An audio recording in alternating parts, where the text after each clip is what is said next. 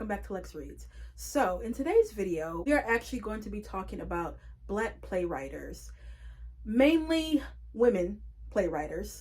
And I recently read 3 plays by Black women that are unknown. You guys know I like to classify them as unsung. I was highly entertained, okay? Because plays are that's not a genre that I gravitate towards. A lot of times I don't like to read plays because of the mere fact of the structure of it. My mind works kind of oddly. So it bothers me when I have to constantly look to see who's talking, as opposed to, when you write prose, it will say, John said da da da da da. The way it's structured, it's, for me, it can be kind of bothersome, but I am learning to navigate that structure. Now, the 3 plays that I read them out of one anthology, and y'all know how much I love anthologies. And this anthology actually is a recent one that I bought, I want to say like 2 days ago. So it is Black Theater USA, Plays by African Americans, the early period 1847 to 1938, and it was edited by James V. Hatch and Ted Shine. I believe this came out in the 70s. Yeah, 74. And like I said, I got it on a whim. I got it at a used bookstore for only like $6. When I saw the spine of it and it just said Black Theater, you know what? Let me get it. Because again, that's a genre that I don't really, read. But I sat down and read 3 plays and oh my goodness. Okay. So it has 28 plays, and it has everyone from William Wells Brown, Alice Dunbar Nelson, who else? Angelina Ginsky, Zora Hurston, Langston Hughes, Jean Toomer, just to name a few. But of course, I wanted to focus on women, and then I want to focus on I want to focus on the lesser known. First play that I read, it's by Mary P. Breuil, I believe that's how you say her last name. And the play is called They That Sit in the Dark. It was produced in 1919. And it's actually talking about birth control. It was written for the Birth Control Special Review Edition in 1919, talking about, obviously, women issues in birth control. And I didn't know, it said in 1916, Margaret Singer had established the first birth control clinic in Brooklyn, which the police closed down. The following year, she organized the first birth control conference in America. This play is dealing with a woman named Melinda Jasper. Melinda has 10 children, and her daughter Lindy is, I believe, the oldest. And Melinda has become really sick. And Melinda, literally a week after she gave birth, she's, cleaning and washing and doing all that, and with the help of her daughter. And the doctor told her, look, you need to kind of sit down. You know what I mean? You just had a baby. And she's like, oh no, I'm fine. And she all weak and everything. Why? Melinda dies. And Lindy is basically has to take over raising these children, raising her siblings. And when I tell you, my heart went to Lindy because, well, I'm not going to tell y'all because I want y'all to read it. But my heart went to Lindy. If you will read it, you'll know what I'm talking about. But what intrigued me about this story is the topic of birth control, but the way that they talk about it in the play, they don't just say, obviously they're not blunt about it, but they do innuendos. It was one of the nurses, she was telling her, she said, you must be careful, Miss Jasper, be careful. That's all y'all nurses say. Melinda, when I took my oath as a nurse, I swore to abide by the laws of the state. And the law forbids my telling you what you have a right to know. And then, she goes on telling her more information. But yeah, I thought that was really interesting that Mary was so bold to write about that topic, because y'all know that was girl, you couldn't really talk about that. But yes, that one was a really good one. The next play that I read is called For Unborn Children, and that was in 1926, and it was by Mildred Smith Livingston. And this talks about interracial relationships. In this story, you have a young man named Leroy, and Leroy is dating a white woman named Selma. I believe actually they're gonna get married, and his grandmother's like, that's not a good idea. I don't think you should do that. And they've been hearing about like maybe a mob or something coming, and like he's gonna get towed up basically. And his sister, Marion, she's all against it. It was one quote that she says. She says, if it's color you want, why can't you stay in your own race? We have women who are as white as any white person could be. My God, what is it to become of us when our own men throw us down?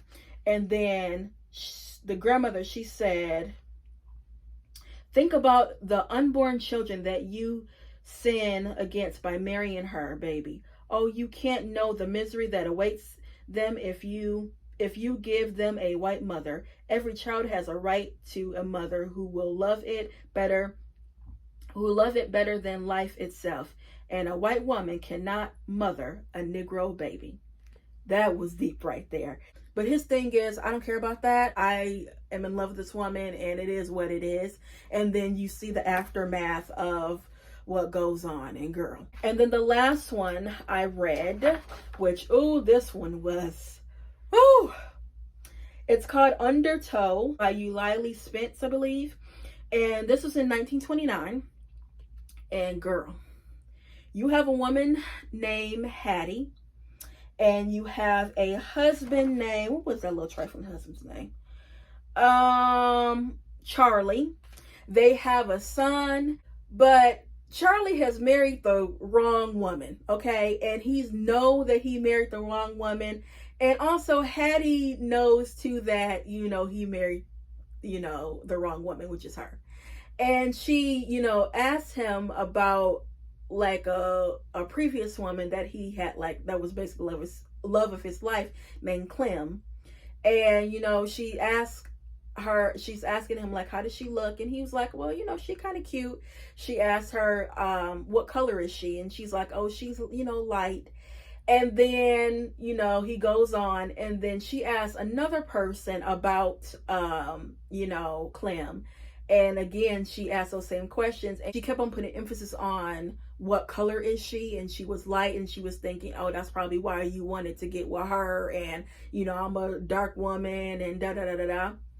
But Clem, all of a sudden, one day, come to Hattie's house and tell Hattie, you need to let Charlie go. He been miserable with you. I don't know why he married you. He been seeing me. Oh, I ran into him last week. He been seeing me, and you need to get a divorce and let him go, okay? Come to that woman's house talking that nonsense.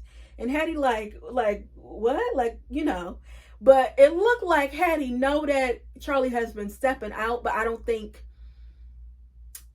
she did know that, he had been stepping out with her.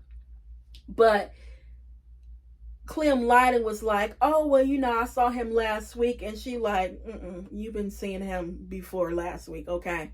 And then he come in and he looking all crazy because he didn't know that she was going to come to the house.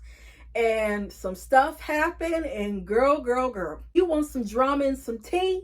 Please read this play. And this play is only 1, 2, 3, 4, like 5 pages, if that. And I tell you, Clem was extremely bold. How you gonna come to a woman's house talking about you need to let your man go, and he been seeing me? So good. I wrote in my notes, I'm like, the nerve Clem has to show up to this woman's house.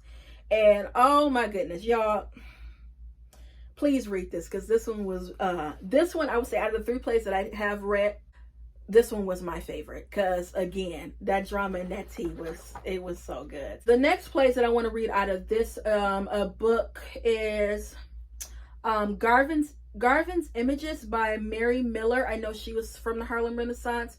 Never heard of her until I, looked her up. I want to read the first one by Zora Neale Hurston, and that was in 1927.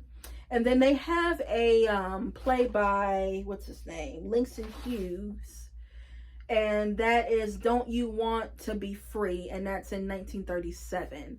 So so yeah, those are like the next three that I do want to read. But I suggest you guys get this, you know, if you do want to read, you know, Black plays. And like I said, they have, you know, people that are well known and people that are not well known. And that's one of the reasons why I really love this, because they actually have a lot of playwrights that, you know, that you don't know about. And for me, I know every time when I think of like a Black playwright, I always go to August Wilson and Lorraine Hansberry, especially when it comes to like a woman playwright. I always go to I always go to her. But I was pleasantly surprised that we have so many Black playwriters, Black women playwriters, that, you know, you don't just have to go to Lorraine Hansberry's A Raisin in the Sun. You know what I mean? Like, there's more, okay? And this is such a good resource, again, if you do want to learn and read about more Black plays. So, yeah, guys, I'll put this in my storefront on Amazon, but I'm also going to put a link to thriftbooks.com because it's actually cheaper at thriftbooks.com.